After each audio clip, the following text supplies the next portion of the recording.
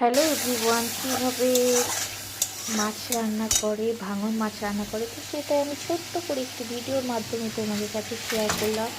ফার্স্টে আমি অয়েলটা গরম করলাম, অয়েলের মধ্যে পেঁয়াজ সুন্দর করে, তার মধ্যে আদা রসুন আর শুকনো মরিচ ছিল, নিয়ে সুন্দর করে আমি মশলাটাকে ভালো করে কষে আমি আগে থেকে মাছটা ভেজে রেখেছিলাম, তার মধ্যে মাছটা ছেড়ে দিয়ে মাছটা সুন্দর করে কষালাম, যাতে মাছের মধ্যে সব মশলাগুলো সুন্দরভাবে চলে যায়। কারণ আর তারপরে তো নুন হলুদ এগুলো তো দিতেই লাগে।